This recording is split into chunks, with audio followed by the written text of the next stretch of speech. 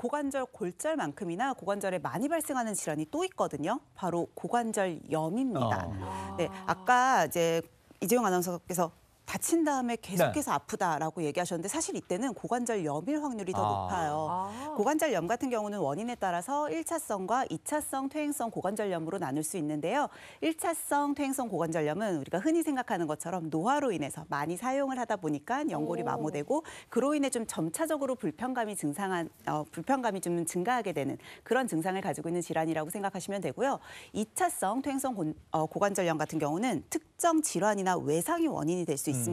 그래서 이전에 한번 골절이 있어서 고관절이 변형이 됐다거나 또는 류마티스 관절염과 같은 다른 질환으로 인해서 관절이나 연골이 변형이 됐을 경우에 좀 더 급격하게 찾아올 수 있는 그런 증상 또 질환 중에 하나인 거죠. 그러면 고관절염은 주로 중장년층에서 많이 발생하는 건가요? 아무래도 고관절염이 퇴행성 질환이다 보니까 중년 또는 장년 노년층에서 많이 발생한다라고 오해하기가 쉬운데요. 건강보험 심사평가원에 따르면 2023년도에 퇴행성 고관절염 환자 중에 무려 17%가 20에서 40대까지의 환자들이었다고 해요. 생각보다 좀 젊은 층이 많죠. 왜냐하면 이 고관절염이라는 게 그냥 다리 우리 평소에 이렇게 꼬고 앉으시거나 짝다리 짚거나 하는 경우 많으시죠. 그리고 또 좀 비만이신 분들, 체중이 좀 과하게 증가를 했을 때에도 고관절에 무리가 많이 되거든요. 그리고 또 하나가 이제 평상시에 과격한 운동 많이 하셔서 외상이나 또는 운동으로 인해서 다치는 경우에도 생길 수 있기 때문에 나이에 상관없이 좀 조심하시는 게 좋습니다. 와, 20에서 40대면 딱 저거든요.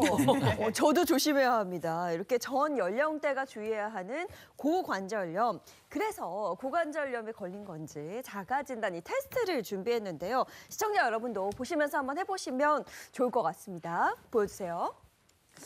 자, 자가진단 테스트입니다.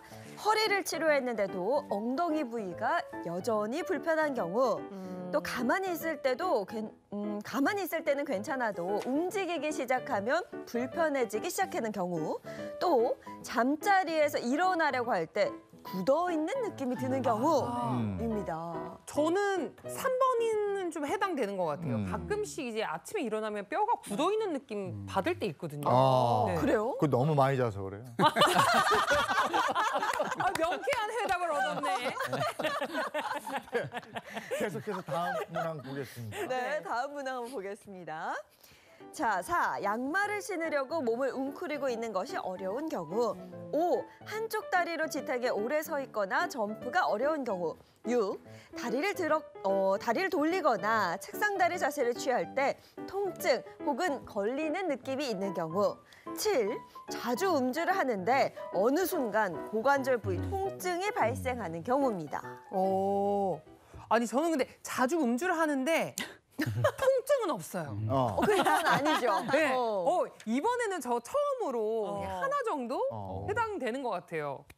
저도 이제 저는 항상 있으니까 저도 한 2개 정도 되네요. 2개 정도.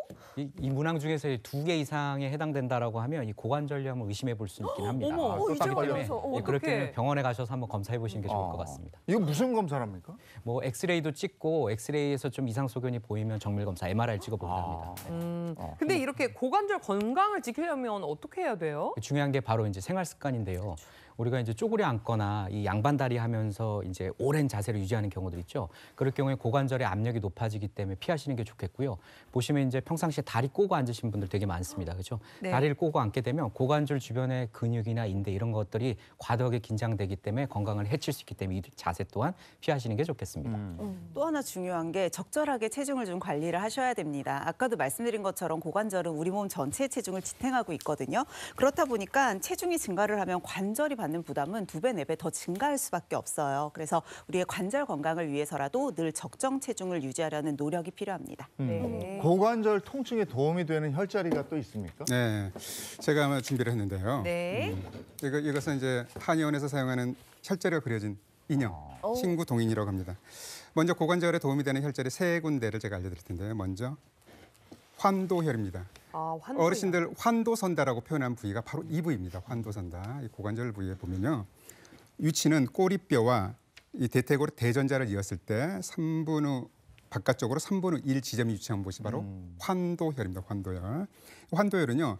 엉덩이 근육 사이에 있는데요. 바깥쪽에 대둔근이 있고 안쪽에 이상근이 있는 위치에 해당합니다. 환도혈을 자극을 주게 되면요. 요통에도 도움이 되면서 고관절 통증, 또 좌골 신경통, 안쪽에 이상근이 있어서 이상근 증후군, 또 이로 인해서 다리가 저린 증상에 자극을 주면 효과가 좋습니다. 네. 그런데 손가락으로 자극을 주기에는 너무 근육이 커서 힘들어요. 어려워요. 그렇죠. 하기가. 그래서 여러분들 보면 집에 보면 골프공 하나씩은 다 있잖아요. 네. 골프공을 바닥에 대고 무거워요. 자신의 환도를 대고 무게로 누르는구나. 자신의 체중을 실는 겁니다. 3번 정도 이 다리를 들면 1번, 2번, 3번 이렇게 시원하겠다. 자극을 준 다음에 다리를 들고 불편한 환도, 그 고관절을 불편한 부위, 무릎과 고관절을 3번 정도 구부렸다 폈다 하면 오. 도움이 됩니다. 네. 그럼 다른 혈자리는요? 자, 2번째는 자, 쭉 내려와서 풍시혈이라고 해서 풍시혈. 풍시혈. 네, 풍시혈. 풍시혈은요. 차렷 하면 가운데 손가락이 끝나는 부위. 허벅지 쪽에. 그렇죠. 허벅지 바깥쪽이라고 생각하시면 되는데요. 이 풍시는요. 흥미롭게도 이 선이 연결돼 있죠. 선이 어디로 연결돼 있죠? 환도랑 연결이 돼 있습니다. 족소양 담경이라는 경락이 있는데요. 풍시는 한자로 바람, 풍, 시장할 때 시. 바람이 모이는 곳이다. 그래서 근육, 경련, 마비에도 좋고요. 허벅지나 엉덩이, 바깥쪽 이 대퇴부 근육을 풀어주는 데 굉장히 효과가 좋고 고관절을 이렇게 편하게 해주면서 이렇게 하지 무력이나 하지통 또 이렇게 대퇴 사두근 쪽에 문제가 있어서 계단을 오르내리기 힘들 때 이 풍시를 자극해주면 좋습니다. 이 풍시는요 집에 또 이런 지압봉 하나씩은 다 있잖아요. 자신의 집에 있는 지압봉을 선물해 주세요. 전 없어요. 이거 없는데. 다 있긴 하나요. 한의사 선생님이어서 있는 거 아니에요? 그진 인정했어. 한 번에 5초씩 5번 정도. 그러면 지압봉이 안타깝게 없다. 그러면 집에 다 주먹 하나씩은 있어요. 자신의 주먹은 있어요. 아, 톡톡 이렇게 터져. 톡톡톡 쳐주면 도움이 됩니다. 집에 세 주먹은 두 번째는 개씩 있는데. 세 번째는 양릉천입니다. 양릉천. 양릉천은 좀 잡기가 어려운데요. 잡을게요. 여기 보면 경골이 있습니다. 경골에 보면 쭉 올라가다 보면 거칠어진 부위가 있어요. 이걸 경골 조면이라고 하는데 네. 경골 조면 뒤쪽에 보면 움푹 파인 곳이 있습니다. 있어요. 그렇죠. 그렇죠. 그 자리. 그리고 이 위치는 경골 조면과 비골두 사이에 해당되는데 양릉천이라는 혈자리입니다. 흥미롭게도 그 선이 양릉천, 풍시, 쭉 올라가는. 그렇죠. 연결돼 연결돼 있네요. 있죠. 그렇죠. 같이 연결돼 있죠. 이 양릉천은요 근육병에 특효합니다.